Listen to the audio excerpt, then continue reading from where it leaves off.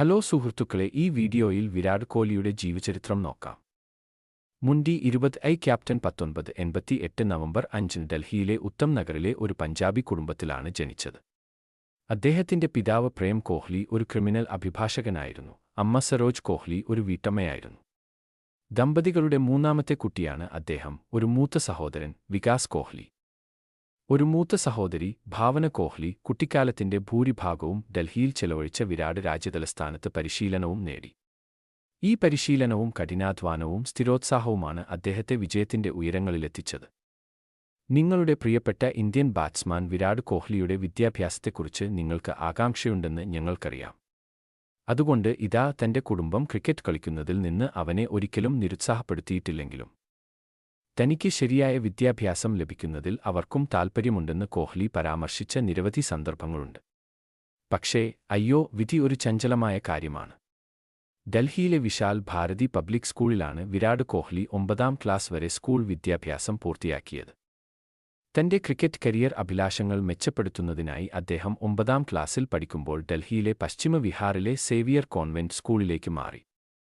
സ്കൂളിൽ പഠിക്കുമ്പോൾ തന്നെ വിരാട് ചരിത്രത്തെ സ്നേഹിക്കുകയും ഭൂതകാലത്തെക്കുറിച്ച് കൂടുതലറിയാൻ താൽപ്പര്യപ്പെടുകയും ചെയ്തു. എന്നിരുന്നാലും അദ്ദേഹത്തിന് ഗണിതത്തോട് താൽപ്പര്യമില്ലായിരുന്നു, അതിനോട് പോരാടുമായിരുന്നു. ഔപചാരിക വിദ്യാഭ്യാസ യോഗ്യതകളിൽ കുടുംബം വലുതായിരുന്നിട്ടും വിരാട്ടിന് തന്റെ 11 ക്ലാസ് പൂർത്തിയാക്കിയ ശേഷം സ്കൂൾ വിടേണ്ടി വന്നു. കാരണം വെറും 16 വയസ്സുള്ളപ്പോൾ അദ്ദേഹം ഇന്ത്യ അണ്ടർ-19 ടീമിനായി കളിക്കാൻ തുടങ്ങി. സ്വാഭാവികമായും ഇന്ത്യൻ ക്രിക്കറ്റ് രംഗത്തേക്ക് കടന്നുവന്ന് അണ്ടർ-19 ലോകകപ്പ് ടീം ക്യാപ്റ്റനായ ശേഷം അദ്ദേഹത്തിന് തിരിഞ്ഞുനോക്കേണ്ടി വന്നില്ല. വിരാട് തന്റെ അഭിനിവേശം ഊർജ്ജസ്വലതയോടെ പര്യവേക്ഷണം തുടർന്നു.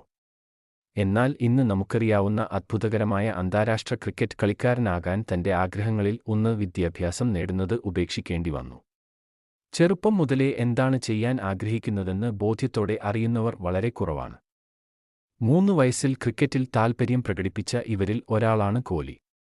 വിശ്വസിക്കാൻ പ്രയാസമാണ്, പക്ഷേ സത്യമാണ്. ഒരു കുട്ടിക്ക് ഒരു സ്പോർട്സിനോടുള്ള താൽപ്പര്യം പലപ്പോഴും ഒരു ഹോബിയായി മാറും. എന്നാൽ വിരാടിന്റെ പിതാവ് തന്റെ മകന്റെ ക്രിക്കറ്റിനോടുള്ള അഭിനിവേശത്തിൽ വിശ്വസിച്ചു. 1998 പ്രേം കോഹ്ലി 9 വയസ്സുള്ളപ്പോൾ വെസ്റ്റ് ഡൽഹി ക്രിക്കറ്റ് അക്കാദമിയിൽ വിരാടിനെ ചേർത്തു. അവിടെ കോഹ്ലി തന്റെ പരിശീലനത്തിന് 2 ആഴ്ചയ്ക്കുള്ളിൽ യുവതാരത്തിന്റെ മികച്ച പ്രകടനത്തിൽ മയങ്ങിപ്പോയ രാജ്കുമാർ ശർമ്മയിൽ നിന്ന് പരിശീലനം നേടി.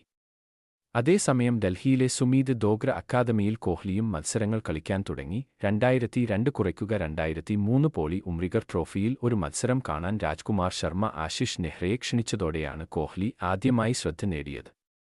ഡൽഹി അണ്ടർ-15 ടീമിന്റെ ഭാഗമായിരുന്ന വിരാട് കോഹ്ലി ഏറ്റവും കൂടുതൽ റൺസ് നേടിയ താരമായി. 34.40 ശരാശരിയിൽ 172 റൺസ് നേടി. 2002 കുറയ്ക്കുക 03 പോളി ഉംറിഗർ ട്രോഫിയിൽ വിസ്മയകരമായ പ്രകടനം പുറത്തെടുത്ത ശേഷം അദ്ദേഹം ടീം ക്യാപ്റ്റനായി അവരെ 2003 കുറയ്ക്കുക 04 ട്രോഫിയിലേക്ക് നയിച്ചു. വിരാട് കോഹ്ലി പിന്നീട് ഡൽഹി അണ്ടർ-17 ടീമിലേക്ക് തിരഞ്ഞെടുക്കപ്പെടുകയും 2003 കുറയ്ക്കുക 04 വിജയ് മർച്ചന്റ് ട്രോഫിയിൽ പങ്കെടുക്കുകയും ചെയ്തു. വിജയ് മർച്ചന്റ് ട്രോഫിക്കായി 4 മത്സരങ്ങളിൽ നിന്ന് 470 റൺസുമായി ഏറ്റവും ഉയർന്ന സ്കോറായി കിങ് കോഹ്ലി വീണ്ടും തന്റെ കിരീടം നേടി. അടുത്ത സീസണിൽ മികച്ച പ്രകടനം തുടരുകയും 2004 കുറയ്ക്കുക 05 വിജയ് മർച്ചന്റ് ട്രോഫിയിൽ ഡൽഹി അണ്ടർ-17 ടീമിനെ വിജയിപ്പിക്കുകയും ചെയ്തു. 2006ഓടെ കോഹ്ലി ഡൽഹിക്കായി അരങ്ങേറ്റം കുറിക്കാനും രഞ്ജി ട്രോഫിയിൽ തമിഴ്നാടിനെതിരെ തന്റെ ആദ്യ ലിസ്റ്റ് എ മത്സരം കളിക്കാനും തയ്യാറായി. മത്സരത്തിൽ അത്ര മികച്ച സ്കോർ നേടിയില്ലെങ്കിലും കാര്യമായ വാഗ്ദാനമാണ് താരം പുറത്തെടുത്തത്. നിർഭാഗ്യവശാൽ രഞ്ജി ട്രോഫിയുടെ മധ്യത്തിൽ 2006 ഡിസംബറിൽ ഹൃദയാഘാതത്തെ തുടർന്ന് പിതാവിനെ നഷ്ടപ്പെട്ടപ്പോൾ അദ്ദേഹത്തിന് വ്യക്തിപരമായ തിരിച്ചടി നേരിട്ടു. എന്നിരുന്നാലും ഇന്ത്യൻ ബാറ്റ്സ്മാൻ ഇത് തന്റെ പാതയിൽ നിന്ന് പിന്തിരിപ്പിക്കാൻ അനുവദിച്ചില്ല. പകരം തന്റെ പ്രകടനത്തിന് ഊർജ്ജം പകരാൻ അദ്ദേഹം അത് ഉപയോഗിച്ചു. പിതാവിന്റെ വിയോഗത്തിന് തൊട്ടുപിന്നാലെ രഞ്ജി മത്സരത്തിൽ കർണാടകയ്ക്കെതിരെ കോഹ്ലി 90 റൺസ് നേടിയിരുന്നു. രാജ്യത്തുടനീളമുള്ള എണ്ണമറ്റ ആളുകൾക്ക് പ്രചോദനമായി ചരിത്രത്തിൽ രേഖപ്പെടുത്തപ്പെട്ട ഒരു മത്സരം. വ്യക്തിപരമായ നഷ്ടം. പരിക്കേറ്റ സച്ചിൻ ടെണ്ടുൽക്കറിനും വീരേന്ദർ സെവാഗിനും പകരക്കാരനായി 2008 അഡിയ കപ്പിൽ ശ്രീലങ്കയ്ക്കെതിരെ ഏകദിനത്തിൽ അരങ്ങേറ്റം കുറിച്ചു. ആദ്യ മത്സരത്തിൽ 12 റൺസ് മാത്രം നേടിയപ്പോൾ 2ാം മത്സരത്തിലെ നിർണായകമായ 37 റൺസ് ഇന്ത്യയെ വിജയിപ്പിക്കാനും പരമ്പര സമനിലയിലാക്കാനും സഹായിച്ചു. നാലാം മത്സരത്തിൽ വിരാട് തന്റെ ആദ്യ അർദ്ധ സെഞ്ചുറി നേടി ശ്രീലങ്കയ്ക്കെതിരായ ഇന്ത്യയുടെ പരമ്പര വിജയത്തിന് സംഭാവന നൽകി. ശ്രീലങ്കയ്ക്കെതിരായ ഇന്ത്യയുടെ ആദ്യ വിജയത്തെ അടയാളപ്പെടുത്തി. 2009 ജനുവരിയിൽ വിരാട് കോഹ്ലിയെ ശ്രീലങ്കയിലെ 5ാം ഏകദിന പരമ്പരയ്ക്കുള്ള ടീമിൽ നിന്ന് ഒഴിവാക്കി. ലങ്ക. എന്നിരുന്നാലും യുവരാജ് സിംഗിന്റെ പരിക്ക് കാരണം 2009 ICC ചാമ്പ്യൻസ് ട്രോഫിയിൽ കളിച്ചു. 2009 ഡിസംബറിൽ 4ാം ഏകദിനത്തിലാണ് വിരാട് തന്റെ ആദ്യ ഏകദിന സെഞ്ചുറി നേടിയത്. യുവരാജ് സുഖം പ്രാപിച്ചുകഴിഞ്ഞാൽ വിരാടിന്റെ പ്രകടനങ്ങൾ ഇടയ്ക്കിടെ ഉണ്ടായി. 2010 ജനുവരിയിൽ സച്ചിൻ ടെണ്ടുൽക്കറിന് വിശ്രമം അനുവദിച്ചതിനാൽ കോഹ്ലി അദ്ദേഹത്തിന് പകരമായി. ബംഗ്ലാദേശിൽ 5 മത്സരങ്ങളും കളിച്ചു. 2010 ജനുവരി 7 ബംഗ്ലാദേശിനെതിരായ മത്സരത്തിൽ വിരാട് 91 റൺസ് നേടി. പുറത്താകാതെ 71 റൺസും നേടി ബോണസ് പോയിന്റ് നേടുന്നതിനായി ഇന്ത്യയുടെ വിജയത്തിലേക്ക് വഴിയൊരുക്കി.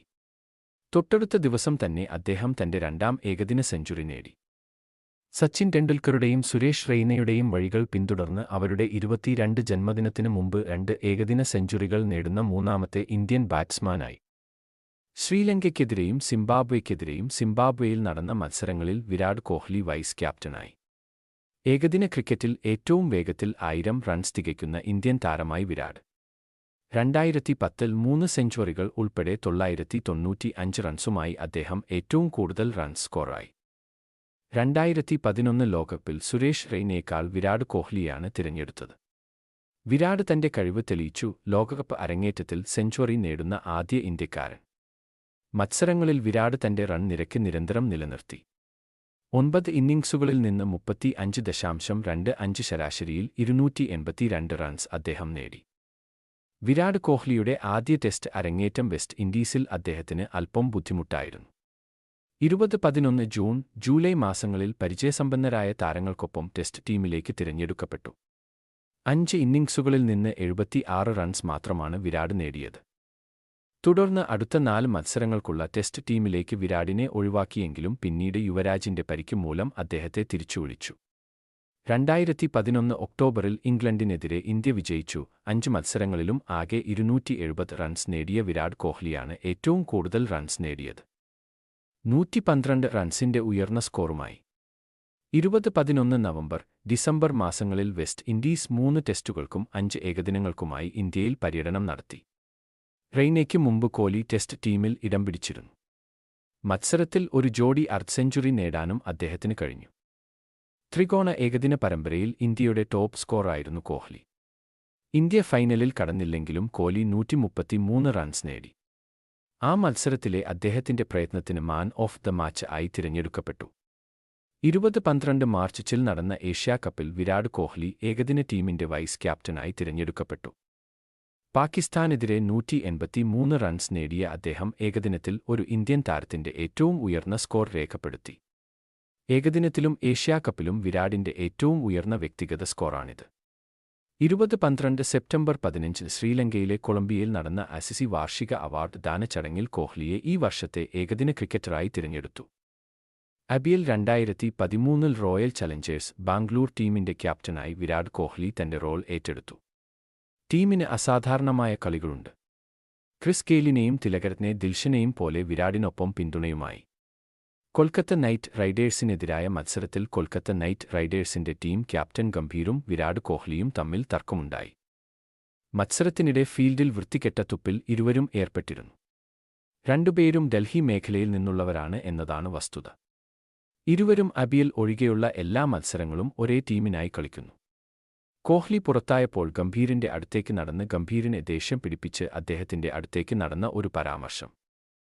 തുടർന്ന് വിവാദം കെട്ടടങ്ങാൻ തുടങ്ങിയതോടെ ഡൽഹിക്കാരനായ മറ്റൊരു സഹതാരം അവരെ ശാന്തരാക്കി.